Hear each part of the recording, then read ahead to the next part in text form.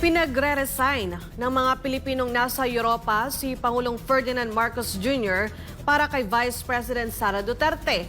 Malinaw ang dahilan sa likod ng panawagang ito. Hindi ipinapakita ni Marcos Jr. sa taong bayan na kaya niyang mamuno at mag-isip ng maayos para sa bansa. Si Anton Cero magbabalita. Matapang ang naging banat ni Vice President Sara Duterte laban sa Administrasyong Marcos Jr. mula sa kontrobersyal na 2025 national budget hanggang sa umano'y palpak na pamamahala sa bansa. Tahasang pinuna ito ni VP Sara.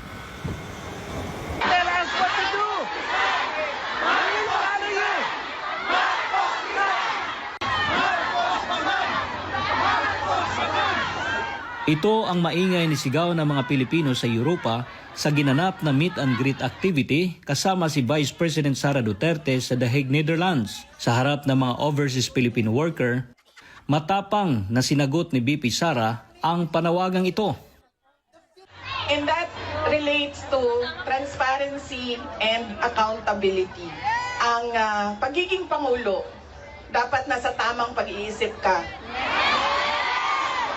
Dahil nasa mga pulisiya mo at desisyon mo ang kinabukasan ng kabataan at ng bansa.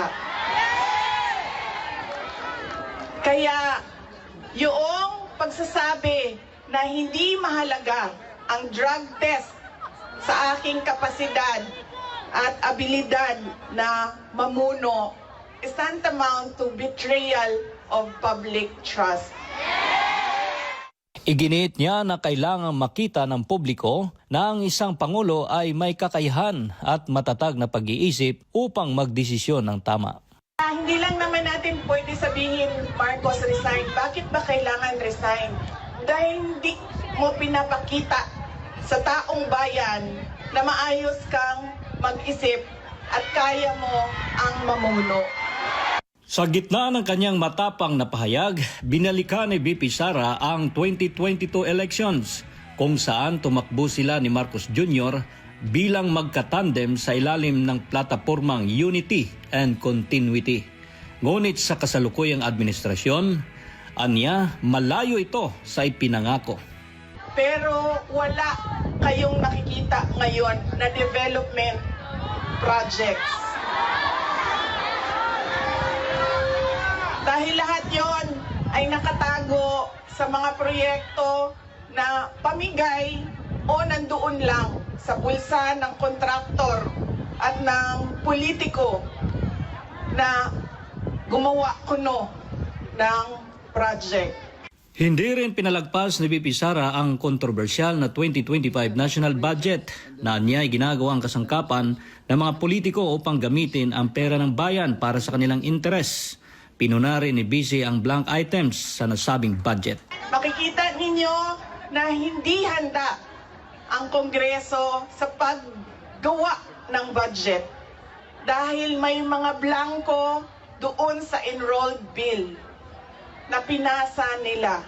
Ibig sabihin, walang nag-iisip at hindi pinag-isipan paano ba natin gamitin ang pera ng gobyerno na makita natin na merong kapayapaan at kalambuan,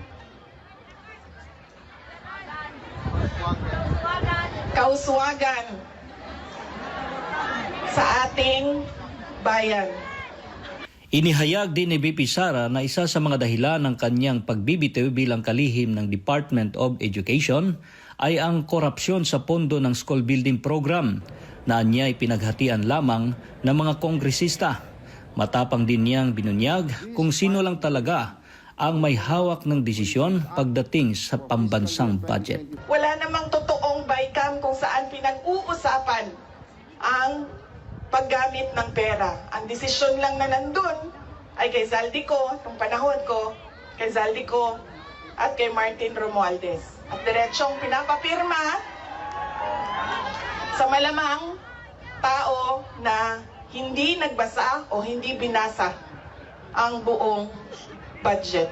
Kaya walang nakakita o hindi nila nakita dahil hindi naman binasa na may blanco doon at pwedeng lagyan ng kahit anong amount yung mga blanco sa budget. Sa gitna ng mga pangyayari sa bansa, iginiit ni VP Sara na hindi ang mga Duterte ang problema ng bayan, kundi ang pamamalakad ng gobyerno. Ang problema ng bayan ay ang governance mismo ng Pilipinas. Yan ang problema ng bayan. At dahil may problema sa gobyerno, ay tuloy-tuloy ang kahirapan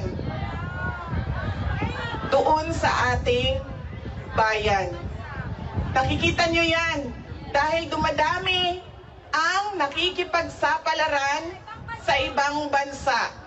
Para kay VP Sara, hindi lang ekonomiya ang dapat natutukan ng kasalukuyang administrasyon, kundi ang pagbibigay ng maayos na serbisyo sa mamamayan gaya ng pabahay, peace and order at dekalidad na healthcare. Nakikita nyo yan dito sa mga bansa kung nasaan kayo. At kaya kayo nandito dahil hindi niyo yan nakikita doon. And apparently, tayo lang yung nakakakita, yung nakaupo doon, hindi nila nakikita. Mula dito sa The Hague, Netherlands, Anton Cero, SMNI News.